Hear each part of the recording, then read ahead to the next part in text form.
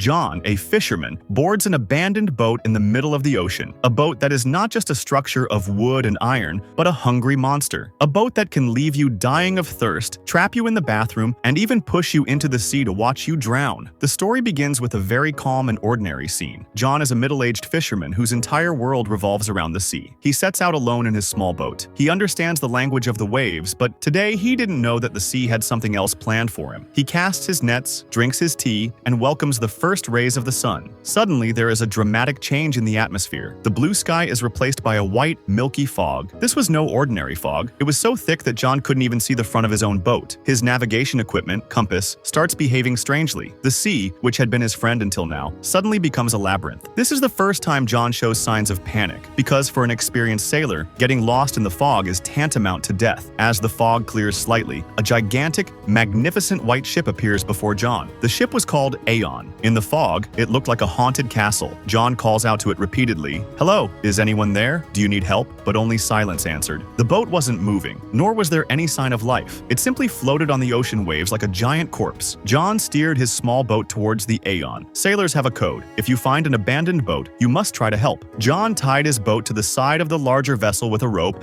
and climbed aboard using an iron ladder. As soon as his foot touched the deck, a strange sound echoed. John thought someone might be inside. He cautiously moved towards the cabin, his own boat securely tied below. The scene inside confused John even more. The atmosphere was as if people had been there just seconds before. A teacup sat on the table, still faintly steaming, a book lay open, and clothes were neatly folded. But there wasn't a single person. John felt that something was terribly wrong. He went to the control room, but all the switches and gadgets were off. He realized the boat was technically dead, yet it bore the marks of recent life. When John found nothing inside, he decided to return to his small boat, but as he reached the edge of the deck, his heart sank. His boat, which he had tied with 3 knots, was gone. The ends of the rope were severed as if by teeth or some invisible force, not a knife. Now John was trapped alone on the abandoned boat in the middle of the vast ocean. The fog had also disappeared, as if its purpose had been merely to guide him to this point. John understood that if he wanted to reach shore alive, he would have to start the engine of this massive boat. He descended into the dungeon-like darkness of the engine room. The smell of oil hung heavy in the air. The stench and the sounds of grinding metal were terrifying. John's hands became covered in grease as he wrestled with wires and pipes for hours. Finally, with a loud roar, the engine started. A faint smile crossed John's face. He felt he had conquered this haunted boat, but this was only the beginning. John stood on the edge of the boat, breathing a sigh of relief. Then, without warning, he felt a powerful shove on his back. There was no one there. The air was still, but the push was very real. John plunged into the deep, cold, blue water. The boat continued on its course. John struggled in the water. He screamed, but the waves swallowed his cries. Luckily, a fishing reel was dangling from the back of the boat. John, with all his might, grabbed the reel's line. The fast-moving boat dragged him through the water, scraping and bloodying his hands. Slowly, pushing his muscles to their breaking point, he pulled himself back onto the boat's deck. When he finally reached the top, he was gasping for breath, his body trembling. He was now convinced that this boat was not just a structure of wood and metal, but that it was alive and wanted to kill him. John went to the bathroom to clean himself up and compose himself. As soon as he stepped inside and closed the door, there was a heavy click. He tried to open the door, but the handle wouldn't budge. He hadn't locked it, yet it was completely sealed from the inside. John was now trapped in a small 3x3 cabin. He tried to pick the lock with coins and scissors, but the boat's metal and the lock resisted all his attempts. Trapped inside the bathroom, John is desperately struggling to save his life. Suddenly, he hears a deep, heavy rumble from outside. He peeks out of a small, circular window in the bathroom,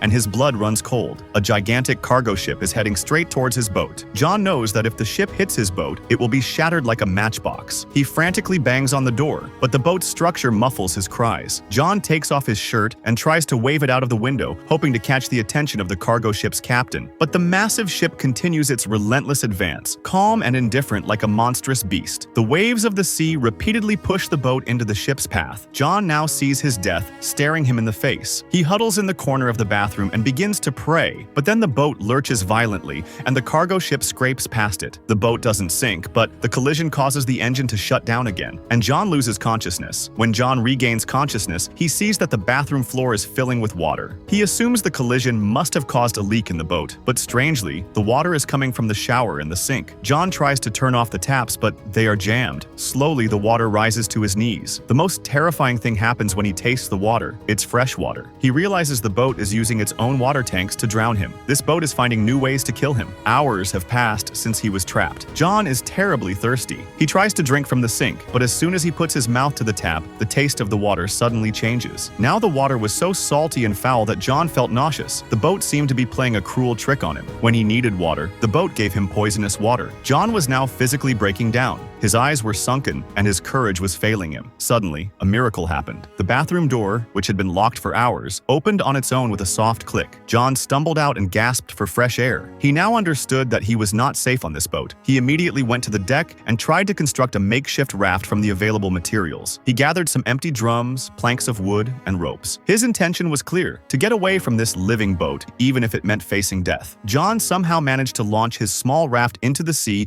and paddled away from the Aeon. He paddled for hours to get out of the reach of the larger boat. Night fell. When the sun rose in the morning, John looked back and screamed. The massive white ship, the Aeon, was still right behind him. It hadn't been moving. Its engine was off. Yet it was following John's small raft, like a predator waiting for its prey to tire. A storm began to brew in the sea. John's small raft couldn't withstand the waves. He was half dead from hunger, thirst, and cold. He had no choice. He realized that dying on this small raft in the middle of the ocean was certain, while on the larger boat there was at least shelter and some resources. With a heavy heart, he turned back towards the Aeon. As soon as he stepped back onto the ship, he felt as if the boat had embraced him in its arms once again. Back on the boat, John goes into the cabin again. This time, the door closes behind him, but John spots a ventilation duct. Risking his life, he begins to crawl inside the narrow metal pipe. He believes this passage will lead him to the control room. Inside, it was suffocating, dark, and the sharp metal scraped against his body. He remains trapped in this labyrinth for hours, hearing strange whispers. After finally emerging from the ventilation shaft, John sees a faint island on the distant horizon. A last surge of energy courses through him. He tries to steer the boat towards the island, but the steering wheel inexplicably turns in the opposite direction. John uses all his strength, his hands bleeding, and he cries out, "Let me go home." Finally, the boat gives in, or perhaps decides to take him to the island, and it begins to move towards the shore. The boat comes to a stop at the shore. John stumbles onto the land and kisses the ground. He runs inland, thinking he has escaped, but as he reaches the other side of the island, his blood runs cold. There was the same pier where he had started his journey. His old small boat was there. The fog was rolling in again, and in the distance he sees another fisherman setting out in his boat. He realizes he is trapped in a time loop or some kind of hell. The film ends with a terrified and vacant look on John's face, suggesting that this ordeal will never end. Friends, what would you do if you were on this boat? Let me know in the comments. And if you liked the video, please like it and subscribe to the channel. Thank you.